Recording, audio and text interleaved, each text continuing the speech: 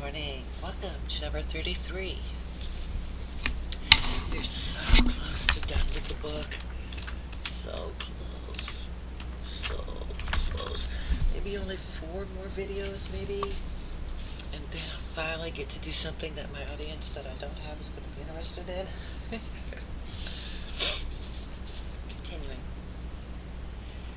Recruiters were free to leave at the end, but by then, they were likely to be in a state of confusion as a result of all the programmed action, the lack of sleep, the simple bland food, and the cajolery from the Mooney members to encourage them to stay.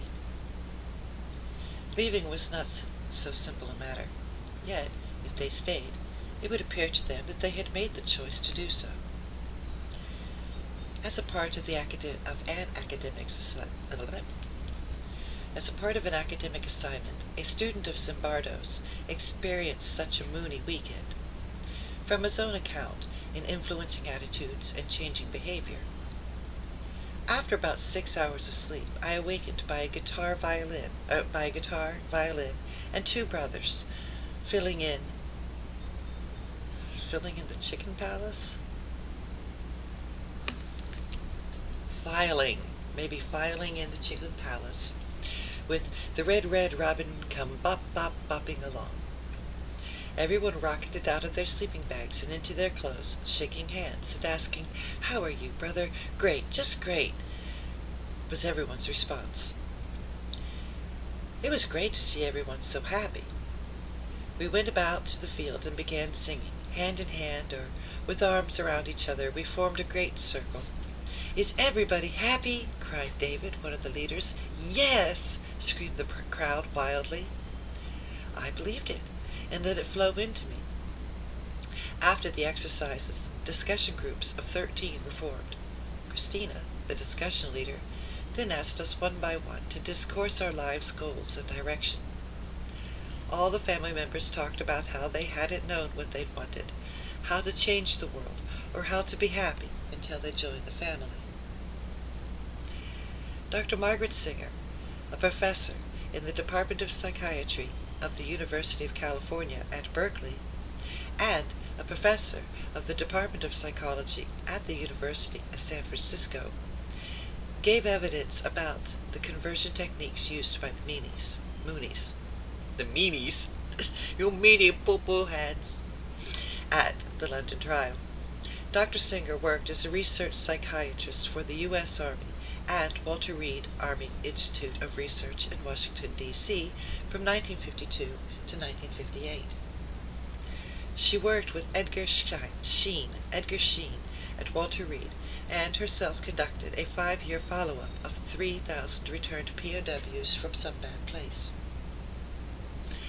She told the court that she had personally interviewed more than 500 ex-cultists in America, about half of whom had been Moonies, and gave her opinion that the word brainwashing was as good a word as any to describe the mind control techniques which, in her judgment, were practiced by the Moonies and other cults down the ages.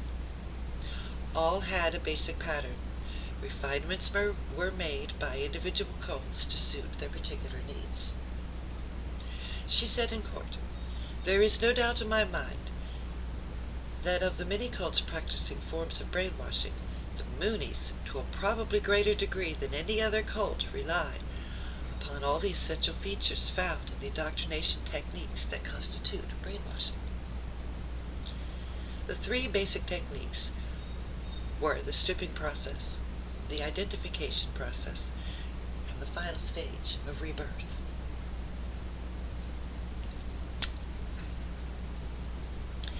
The cult, she said, used the stripping process to assault the identity of the new recruit, establish an atmosphere of outward peace and quiet, encourage the process of self-betrayal, and lead to the breaking point where the recruit would renounce all his old life, including his family and his personal goals, and embrace the cult and its teachings.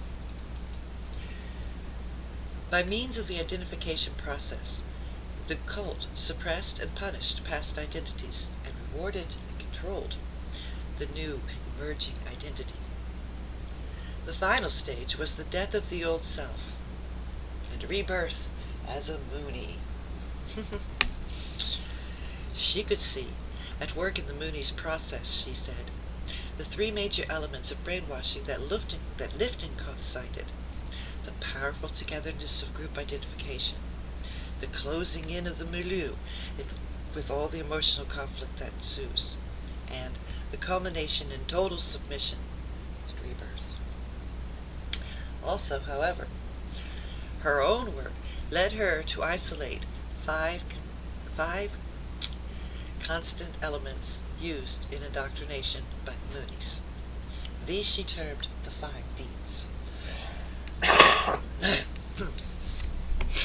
Dependency. The recruit is suddenly cut off from family, friends, and all that is familiar when he moves into the Moonie environment. Alienated from all that was his life, he comes to feel that he cannot survive away from the cult, and therefore is drawn to commit himself to permanent involvement. Dread, coupled with the fear of failing to survive, unless he stays in the group, is the fear of losing group approval, love, and affection, should he do anything wrong. Total alienation would then ensue. Debilitation. Members are kept so busy that they have no time to think about what they are doing and what they are being told. Weakness is caused by long hours of work or lectures, little sleep, and poor diet. Deception. Recruits are given a false picture of the cult when they are solicited on the streets. The cult may be described simply as a communal, loving group. Singer says she was told by some former cult leaders that they were instructed by senior Moonies to say whatever they thought would appeal to the new recruit most. So, if the recruit was carrying a guitar, it might be presumed that he was interested in music, and might be attracted to the idea of going along to a group of friendly people who all played and enjoyed music too. Fundraising was also achieved on the basis of deception. Desensitization. Moonies became programmed to fool. Moonies became programmed to feel nothing for the horror they might normally feel for acts they are required to do. Singer gives an example of their obtaining money by deception from people with little means, and the grief inflicted on families by a child's involvement with the cult. Singer isolated certain practices of the Moonie which served to achieve their ends.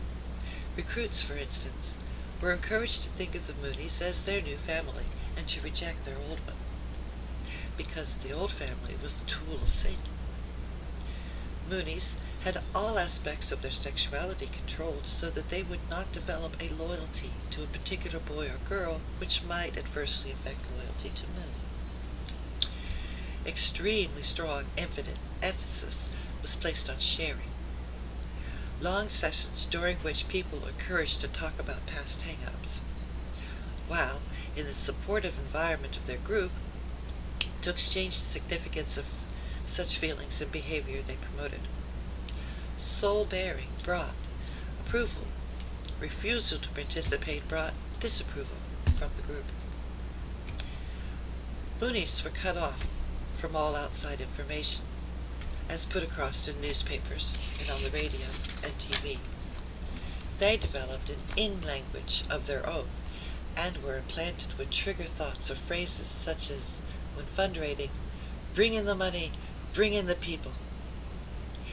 They were also implanted with the idea that anything negative they experienced was because of the evil still in them.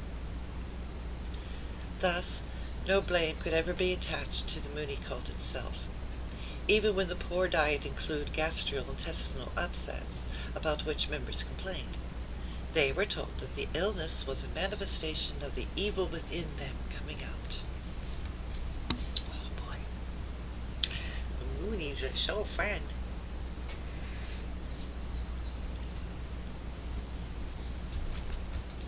New members were encouraged to spy on one another and report any backsliding or doubts to older members.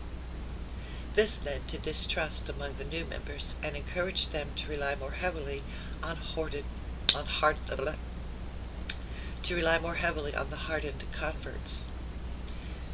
Confessions, which had been extracted from members during sharing sessions, often very intimate in detail, were often recalled by senior Moonies if someone threatened to leave the group. Trance-like states, leaving people entirely extremely receptive to ideas and trigger words, were regular occurrences for people forced to sit long hours on hard chairs listening to repetitive lectures. Running through all the teaching was the implicit promise that, by right behavior, all members could be part of an elite that would eventually take over the world. What do we want to do today? Same thing we want to do every day. Try to take over the world.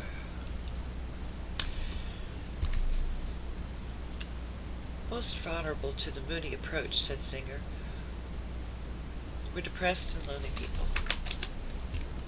Don't really mark that. We're just... Okay. Most vulnerable to the Mooney approach, said Singer, were the depressed and lonely people, or people who had just broken off from a relationship and were feeling rejected and insecure. Recruiters are often told specifically to go and look for lonely people, and taught how to establish close eye contact with them during the cell, all right. Those cult members who did manage to escape or whose parents retrieved them tended to suffer long-term effects as a result of their indoctrination. Singer says, she mentioned trouble in concentrating, alienation, guilt about sex or guilt about deceptions they had practiced as Moonies, and anger about having been duped. From this picture, provided in court by Sanger, it is easy to see the kinds of influence techniques already described in this book being applied wholesale by the Moonies. In Snapping, an analysis of cults and conversions by Flo Conway and Jim Seigelman, many quotations from cult members themselves show those influences at work. For instance, the power of repetitive activity and boredom to induce a trance-like, suggestible state is revealed in the words of Kathy, a young Mooney who spent 3 hours in continual prayer for the sake of new members. When I stood up, I felt like thin air. I had to brace myself.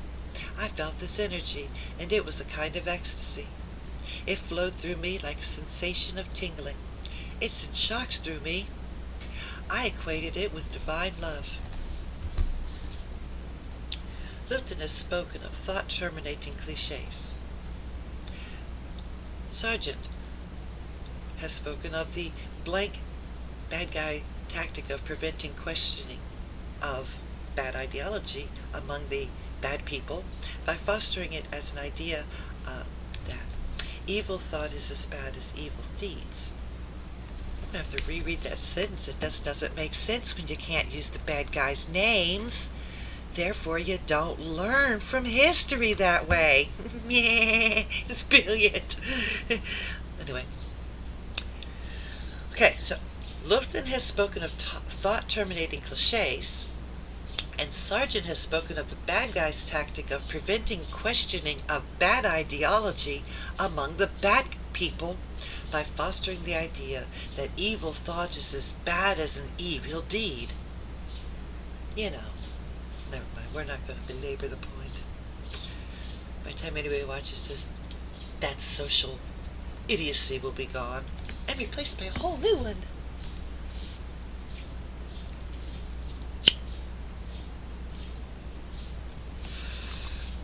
Cults have their own methods to achieve not thinking among their cult members. Again, from snapping, a Divine Light Mission member saying, "The meditation Maharajaji was teaching involved intense, not depth. Intensity, not depth. The intensity was the concentration with which you focus on, say, the sound of your own breathing. It gave me a certain absence of feeling. It eventually reached a point where when I had doubts, guilt, or other uncomfortable emotions, I would simply react by meditating. After a while, any significant thought I might have had was immediately obliterated by meditating." I don't think that's the right approach to meditation.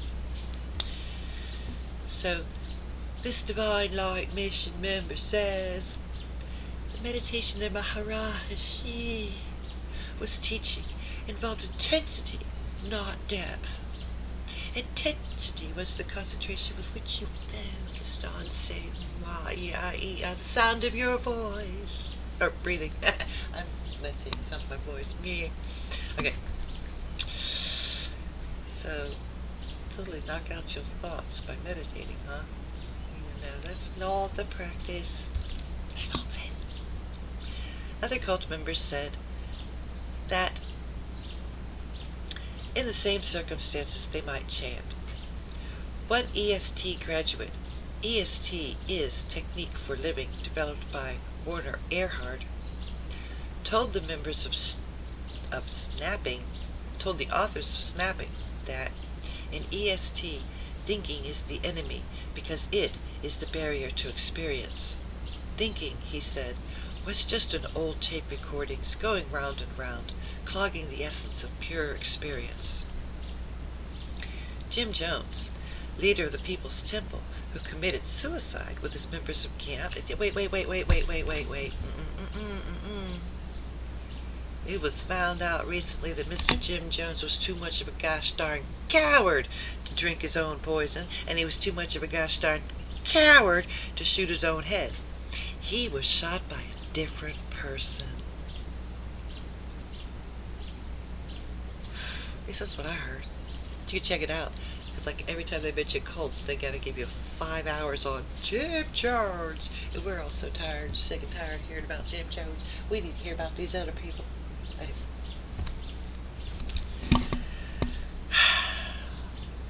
With his members in Guyana, at his own command, was reputed to tell his followers they must never ask why. He said something, just do it. Criticizing or questioning him weakened the power of the group.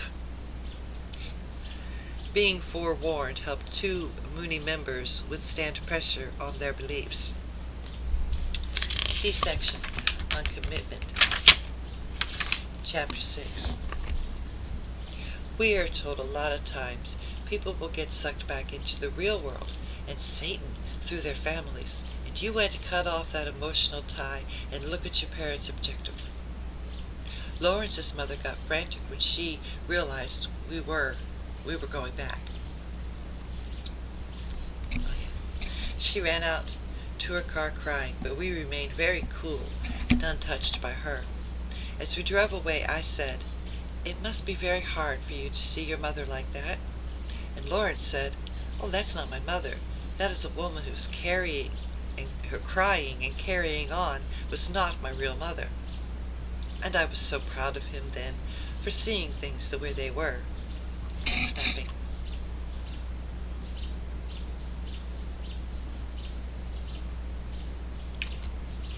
Margaret Hyde in Brainwashing quotes an ex-member of the cult Children of God to demonstrate the cult's dependence on fostering the idea of all blame being intentional or internal.